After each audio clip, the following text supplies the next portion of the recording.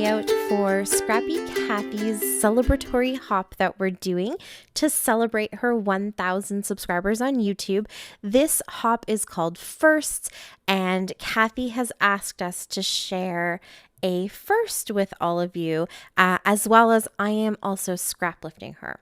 So, May 8th is the anniversary of her first date with her husband, so she thought it would be fun to have this hop on that date, and we could all maybe take some time to share a first. So hopefully as you're going through this hop, all the links are down below. You will get to learn some fun firsts about everyone who's participating, and there's tons of amazingly talented scrappers participating. So definitely check out the links, go through the hop, you won't regret it.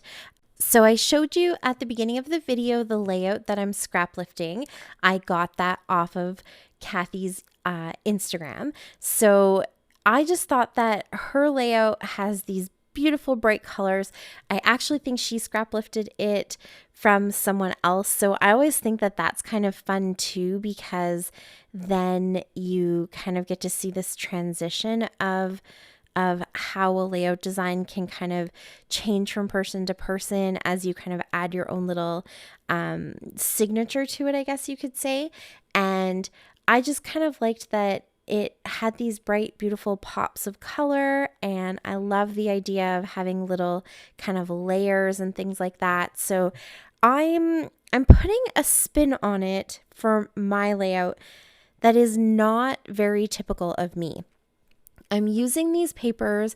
This is the Floral Bouquet collection from Crate Paper, and I got them from Christy, from Christy's Beautiful Life, and I love them. I think they are absolutely gorgeous. And these are the kind of papers that I would get in a kit, or, you know, maybe even go out and buy for myself. And I would think that they're super, super pretty, and I would be, you know, really drawn to them.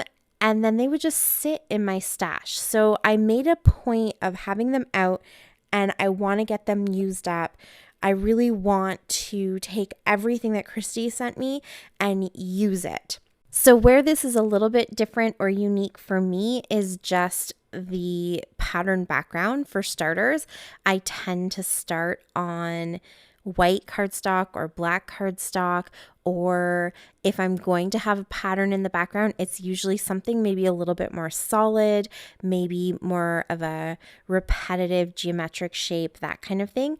This paper for the background, though, it's absolutely stunning, and I did think you kind of saw me putting some of those strips of paper onto a larger piece of that kind of pinkish paper, salmon colored paper with pink polka dots, because I was thinking maybe I could do a mat and have my strips of paper on a mat so that I could gut the center of this paper, but I'm going for it.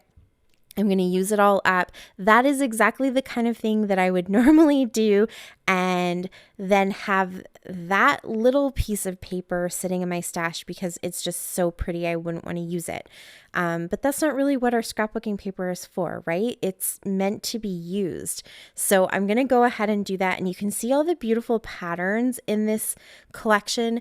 They're very subtle. They're very kind of muted. They have a bit of a kind of vintagey feel to them, which is classic Crate Paper. And I think that they're really pretty. So I'm glad that I got so much of it used up.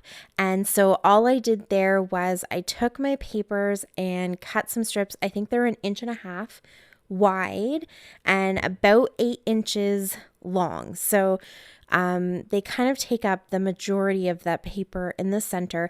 Originally I had cut 5, but I added a 6th one, that paper down at the bottom that has the flowers on it, which Kathy has 6 strips in her photo or in her layout as well. Plus the photo I'm using is actually a 5x7, so I felt like it needed a little bit of that extra length. But really, you could play around with these strips. They wouldn't all have to be the same size. So if you were using scraps, you could, have a whole bunch of different widths and lengths and kind of play around with that. This is a great way to use up scraps, actually, especially if you have maybe one piece of 12 by 12 paper left over and then a whole bunch of scraps from the same collection. You could definitely do something like this. And then, so just to make mine stand out a little bit more, I distressed the edges with my scissors, and then I just inked them a little bit. So I didn't want it to be a really, really solid black line around each of those strips, but I didn't really have another color that I thought would work. I do have a brown ink, but I felt like it's like a dark brown, not like that kind of rusty red color that is actually in the collection. So I went ahead with the black, and I knew that I would probably be adding some journaling or something like that. So the black ink just kind of made sense, and it just helps them to stand out just a little bit from that background paper. And then there you can see my picture. I backed that with some of that polka dot paper as well. And you can see that my daughter and my husband are both wearing pink. So I thought the pink kind of matched the paper that I used to mat it. And then also one of those roses that I found in my iris container is pink and blue. And so it actually matches the pink that they're wearing as well as the blue that Fox is wearing. So I'm going to kind of pop that in there. It isn't a perfect match to all the other florals as far as colors go, but it definitely pulls out the colors from the picture, and all of the florals kind of have that same look to them. They're all kind of that hand-drawn watercolor rose. So as far as the style goes, it works. So I'm going to pull that out and just pop that into the center of my little cluster down at the bottom.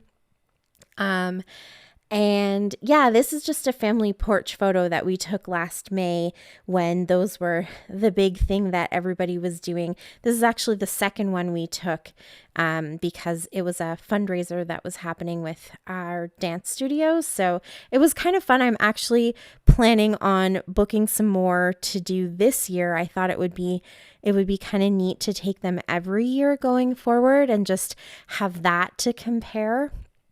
So we'll see if I can find a photographer who's able to do it. We're back in a lockdown, so it's been a bit of a challenge being able to actually go get family photos, but that's okay. We'll figure it out. I can always set up a camera too and just take them ourselves, I guess. Yeah, anyways, off on a tangent. So up at the top, I wanted to have some more roses, and in my iris container of die cuts, I just didn't have any other ones. So I went into my sticker book that I have. This is the Maggie Holmes sticker book from American Crafts, and of course she has tons and tons of roses. So they're all, I think the sticker book is just a mishmash of collections. So there's different colors, different shades of pinks and things like that. So I was able to find some flowers that I put up at the top that kind of matched the right shades that were in this particular collection. But like I said before, with the blue and pink rose, I'm not overly concerned with making sure that each one of these flowers is an exact match. So I do know that I think this peach one that I've just put down now and that green one that I put down that's on the left-hand side, they aren't from this same collection either. So I just kind of throw all of my die cuts together, and over time, as they get mixed up as I'm going through them, I don't always remember which specific collection they come from.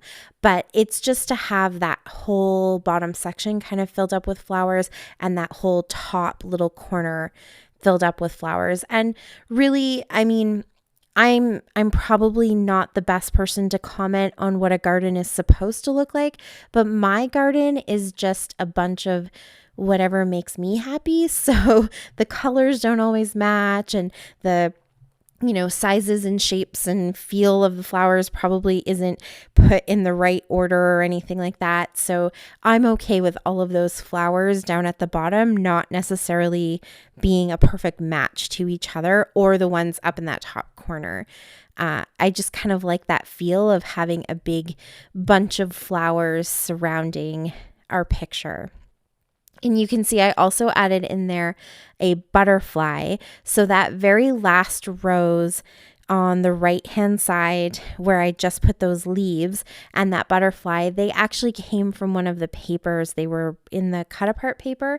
So I cut those out, and then, that kind of brings a little bit of the right colors, I guess, and right feel to each of the clusters. And then the butterfly I just thought was kind of cute. And then I'm trying to find a spot to put this little clear sticker, and I added a couple of little birds. So you can see I've kind of moved one of those birds down to my very informal title, which is on that card. I think it says Happy Heart, and it just kind of nestles in there, and I'm totally okay with that. And so I finally settled on putting that little clear sticker up at the top. It says Gather Memories, and it has a border around it that is black. So I thought that kind of brought in just a little extra touch of black along with the journaling that I'm going to put down.